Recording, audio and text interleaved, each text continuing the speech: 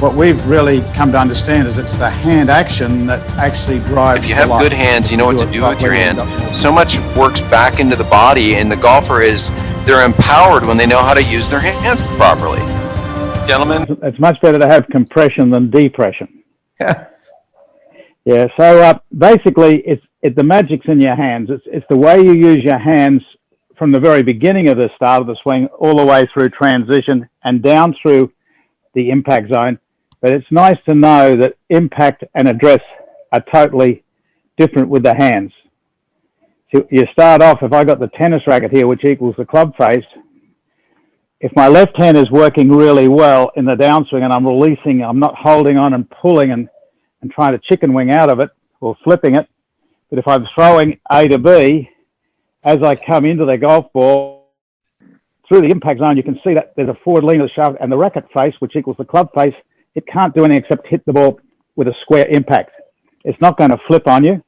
And you definitely, if you do that, it locks in every time.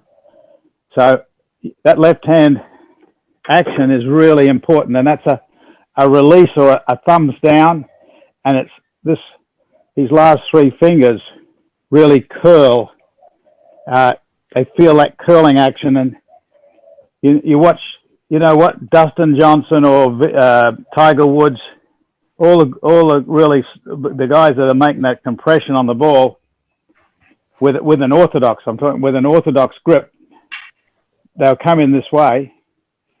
And the other thing is the right hand, it learns, it helps the left, but it doesn't, you're not trying to flip over. The thumbs go down like we call it a karate chop action or a rabbit chop. And as it comes down here, that thumbs down locks it all in, and the elbows connect in and connect to your body. So you don't disconnect. You get a very good structure through the bottom of the swing. And, no, absolutely, 100%. You know, external feelings. You know, I mean, I have one of my devices on that. You know, the power click and the sensation. When I grip this, if I come up close to the camera, you'll see an effective lead hand grip. My left hand's bent back. That's an address position. As I'm going thumbs down into a golf ball, you can see how that's going to create kind of a sound and a tactile feeling. And trying to show you guys out there watching online, when you grip it nicely and your hands are mid-body, you can see the back of the lead hand, or left hand in my case. There's a mild bend back with a vertical wrist. And as we go thumbs down, you can kind of see, as Peter was saying, that motion. What does that do to that clicker? Well, it bends it back some. So post impact, if I hit a short shot, that might stay in. As I kind of get past follow through, the club might overtake and slow down in style. But educating these hands, getting those hands on there, like the image of the tennis racket, you can hear that click, and as we kind of work down, it doesn't unclick. It won't unclick until the ball's well on its way and we're well into our slowing down phase, finishing. So, excellent bits that I think if people understand those things and really how the hands work, they're going to be such better strikers. And it conveying that, like you do it beautifully. And I love the simple step-by-step boxes you make people check in order to kind of achieve that. Because you can't really get ahead, can you? You have to do it right. You have to be patient. And if you're patient, you'll get it. But most people aren't patient enough, Peter. You know what I mean? They want to go from A to Z, not A to B. Well, I think this is where the drill will build the skill. And if you do the drills correctly, it doesn't take long before they have a profound effect on your ability to hit the golf ball. So in the drills, you can do all the thinking about this theory, about where the difference between address and impact. So I've got a yardstick or two here. So what's important if I'm hitting the ball in this direction, when I am on the right downswing path, the shaft is moving into line with the lead arm. Now, when you go dynamically, it won't get in line until the right actually gets fully in line at the end of the impact zone. So I put a ball on this angle here, so I can show you that. There's address. Now, if I swung on the wrong path, then I don't get that nice compression of impact. I get a bad shot. But when I go A to B on that right direction, while I'm attempting to do this in line as soon as possible, the dynamics in the swing make the body get in position, so it only happens at and through the impact zone. From the beginning of impact, it's not quite in line, but by the time the right arm fully straightens and the thumbs fully go down, that what would be the club shaft moves into line with your lead arm. It doesn't want to go out of line, and you don't want to pull it, so you get that nice, what we call sustaining that compression through the bottom of the ball, through the bottom of the swing.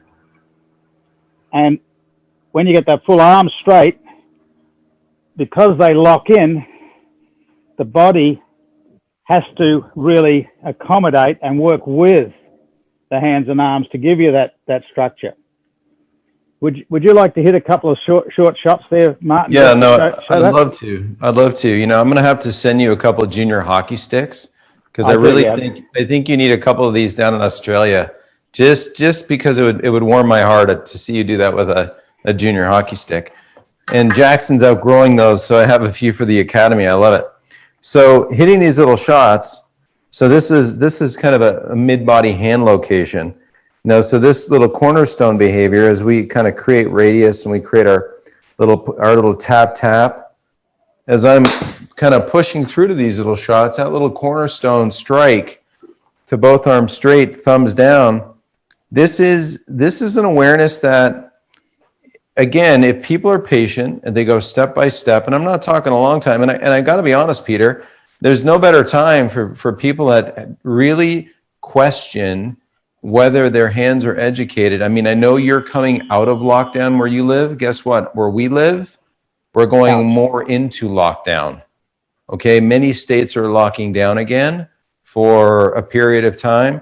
No better time to do these kind of things at home with a yardstick, a junior hockey stick, a golf club, obviously. The reason Peter likes a yardstick and I like hockey sticks is because of the rectangular feeling in our hands. And it's just a nice way to get it in your hands properly and to feel how when you unhinge it, when it's a little bit longer, or in a yardstick's case, a little bit off the ground, when you go into this manner, you can kind of feel it unhinge to the bottom of your forearm. Well, if you unhinge it correctly, you're in a beautiful alignment. You're in that line of compression from address to impact. So we know that at address, the club's fairly vertical, maybe fractionally forward leaning. Well, when the club head starts to work away from us, or in this case, the hockey stick, and we start to go in line, now you've got this beautiful line of compression for the moment of the impact zone. And it's only a blink of time, people. It's a 0.002 of a second, maybe times 2, which is negligibly longer. But that little key part down there is what separates a ball striker from the people that struggle all day long.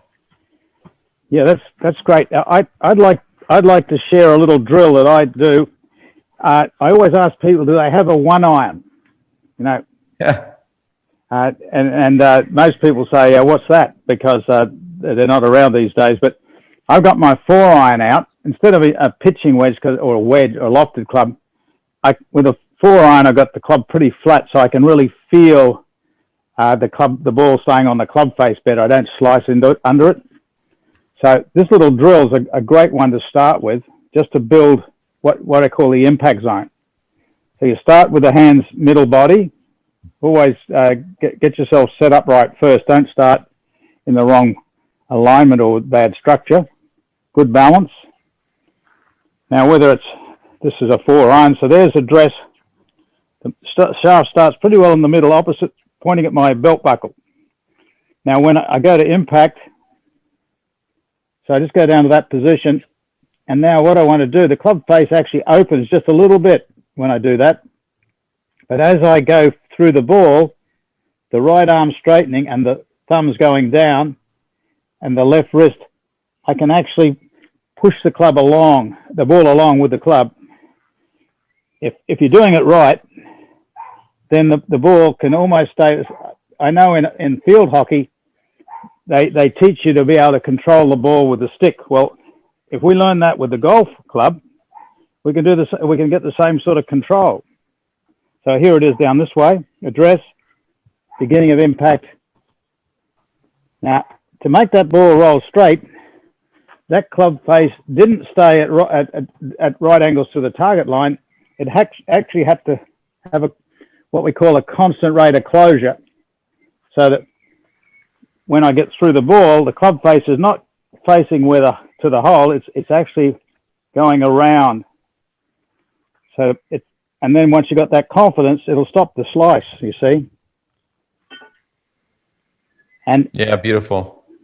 No, completely. I think, when people, I always say, this is one of the critical things, and they'll have to watch some of the recorded webinars we've done talking about grip. But when they uncock properly, it's pretty tough to slice it. I mean, let's be honest, because the arms have come together. The club's rate of closure is pretty reliable at that point. They may hit a little bit of a push, but it certainly won't be any kind of big curve. That we can guarantee. What we've really come to understand is it's the hand action that actually drives If you have the life. good